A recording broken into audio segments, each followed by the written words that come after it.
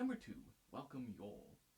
This is the start of the piece proper, really, and it starts, unlike the first one, unlike the procession, with these chords that can be maybe even a little harsh. They're quite powerful and firm and setting us up. They're going to have a slight crack to them, but it's quite slight, and again, just this nice, powerful, forceful.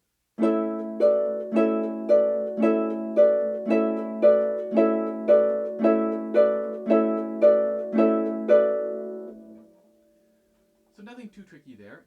You'll notice that I take the entire second chord of each bar in the right hand. It's marked, of course, with the left hand taking that A, but much easier just to take all in the right hand.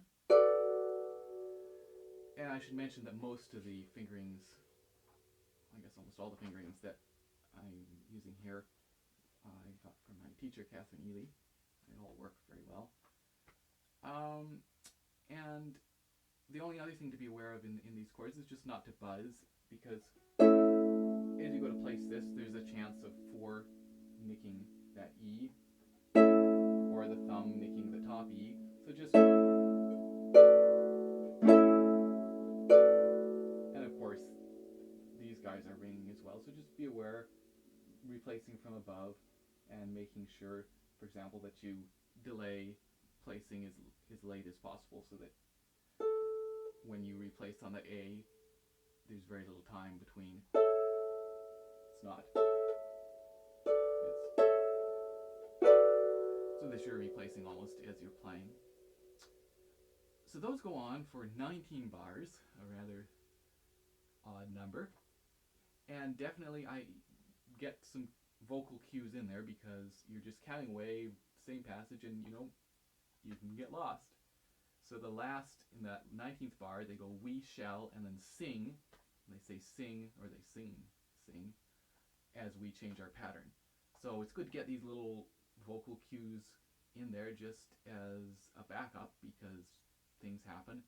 And this way, if you lose count somewhere in there, you'll know, oh, I'm just listening for a we shall, and then you're ready to change. And this next little pattern,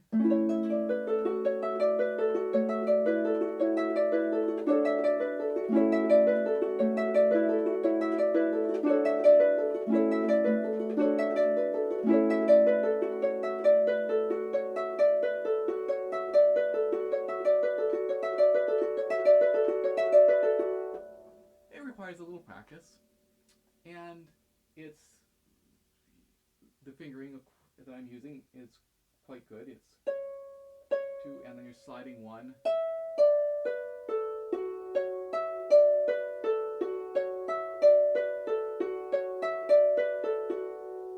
One of the more difficult parts about this is making sure that you're not buzzing with your left hand as you're going to place. So for example, you just play that F, and then you're going to play this chord with the left hand. So there's a real danger of hearing this F get stopped. One of the things you can do is break that chord, and it's marked broken, and delay placing that F as long as possible. So normally, of course, we place the full chord and then break it. But in this case, you can almost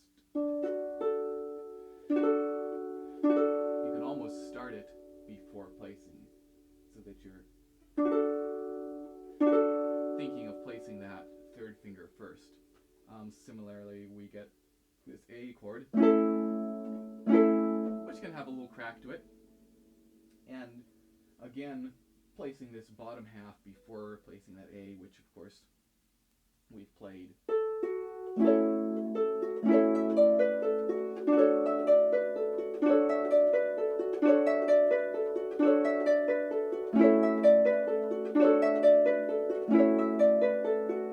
So that's a little tricky.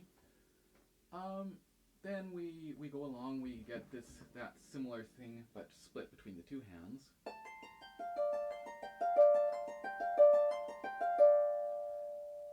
Pretty easy, just trying to keep that as even as possible, and still, even though that's quiet, making sure that it's still heard, and making sure that it still has that sort of almost driving quality, that excitement, that even quiet. Something's happening. Oh, and it's leading us forward. And that wanders its way down. Got here.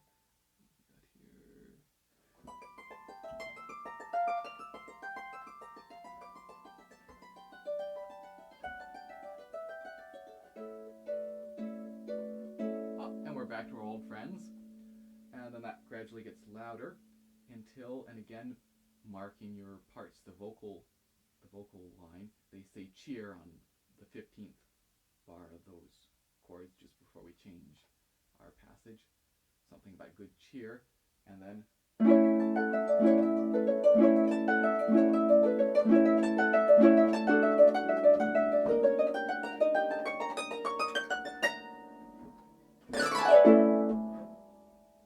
and in that, again, this fingering works quite well.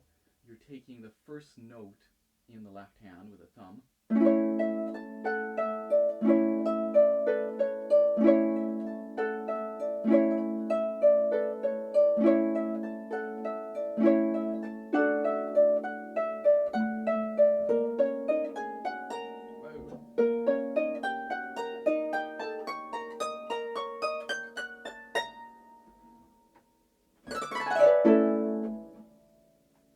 and again, in something like that, it's loud and it's even, and it can require some practice, but there's nothing tricky. It's just putting in the time and working on that. And this little climb up.